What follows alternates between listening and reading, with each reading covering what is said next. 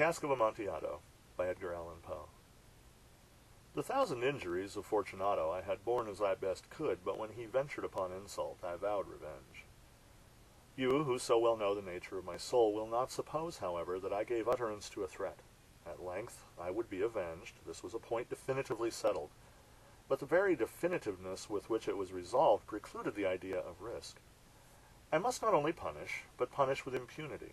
A wrong is unredressed when retribution overtakes its redresser. It is equally unredressed when the avenger fails to make himself felt as such to him who has done the wrong. It must be understood that neither by word nor deed had I given Fortunato cause to doubt my goodwill. I continued, as was my wont, to smile in his face, and he did not perceive that my smile now was at the thought of his immolation. He had a weak point, this Fortunato, although in other regards he was a man to be respected and even feared. He prided himself on his connoisseurship in wine. Few Italians have the true virtuoso spirit. For the most part, their enthusiasm is adopted to suit the time and opportunity, to practice imposture upon the British and Austrian millionaires. In painting and gemmery, Fortunato, like his countrymen, was a quack. But in the matter of old wines, he was sincere. In this respect, I did not differ from him materially. I was skillful in the Italian vintages myself, and bought largely whenever I could. It was about dusk one evening during the supreme madness of the carnival season that I encountered my friend. He accosted me with excessive warmth, for he had been drinking much. The man wore motley. He had on a tight-fitting party-striped dress, and his head was surmounted by the conical cap and bells. I was so pleased to see him that I thought I should never have done wringing his hand. I said to him, "My dear Fortunato, you are luckily met. How remarkably well you are looking today. But I have received a pipe of what passes for Amontillado, and I have my doubts." "How?" said he. "Amontillado? A pipe? Impossible! And in the middle of the carnival." "I have my doubts," I replied, "and I was silly enough to pay the full Amontillado price without consulting you in the matter. You were not to be found, and I was fearful of losing a bargain." "Amontillado! I have my doubts." "Amontillado! And I must satisfy them." "Amontillado! As you are engaged, I'm on my way to Lucchese. If anyone has a critical turn, it is he. He will tell me, Lucchese cannot tell Amontillado from sherry. And yet some fools will have it that his taste is a match for your own. Come, let us go." "Whither?" "To your vaults." "My friend, no. I will not impose upon your good nature. I perceive that you have an engagement." "Lucchese, I have no engagement. Come." "My friend, no. It is not the engagement, but the severe cold with which I perceive you are afflicted. The vaults are insufferably damp. They are encrusted with nitre." "Let us go, nevertheless. The cold is merely nothing. Amontillado! You have been imposed upon, and as for Lucchese, he cannot distinguish sherry from Amontillado." Thus speaking, Fortunato possessed himself of my arm. Putting on a mask of black silk and drawing a roquelaire closely about my person, I suffered him to hurry me to my palazzo. There were no attendants at home. They had absconded to make merry in honor of the time. I had told them that I should not return until the morning, and had given them explicit orders not to stir from the house.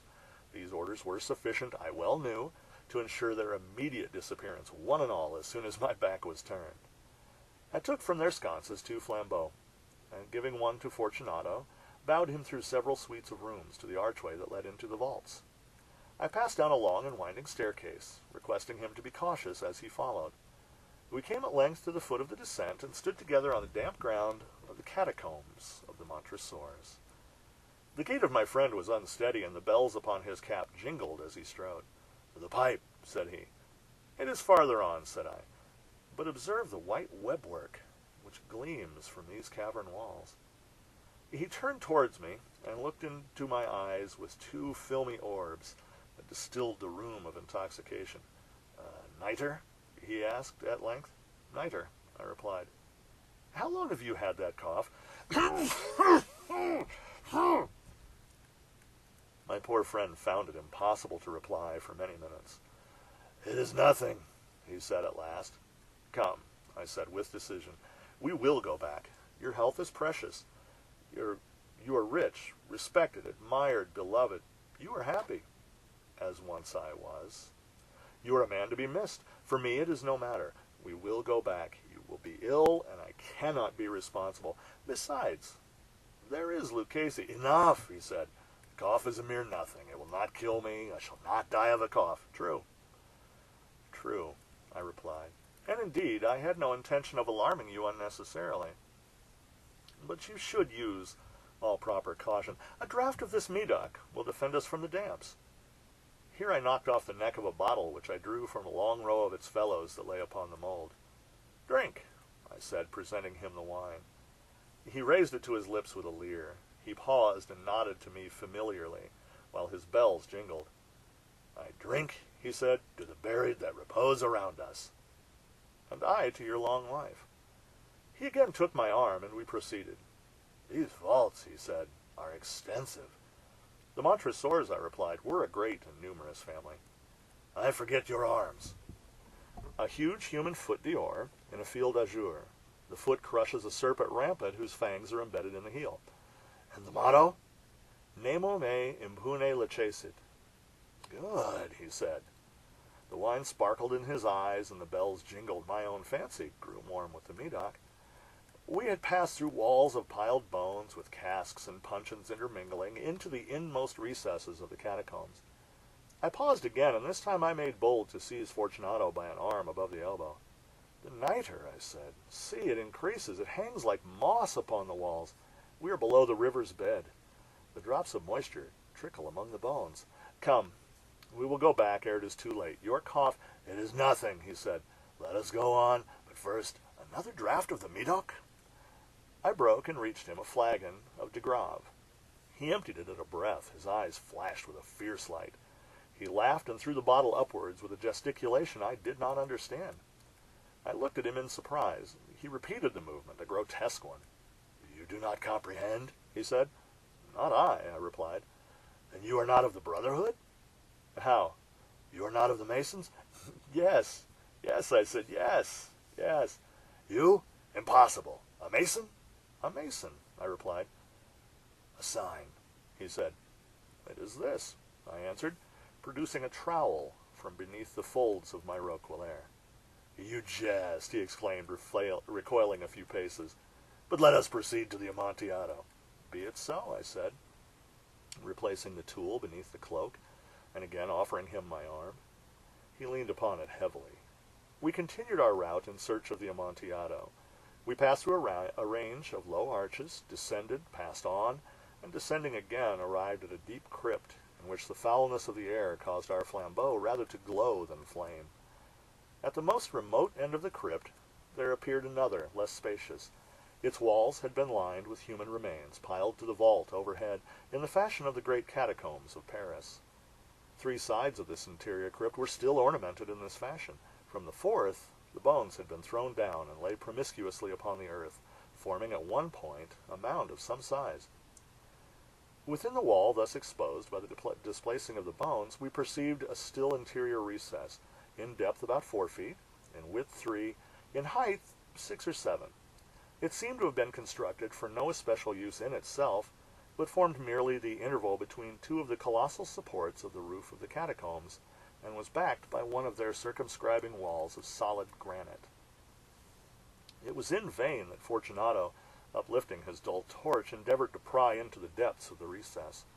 Its termination the feeble light did not enable us to see. Proceed, I said. Herein is the Amontillado.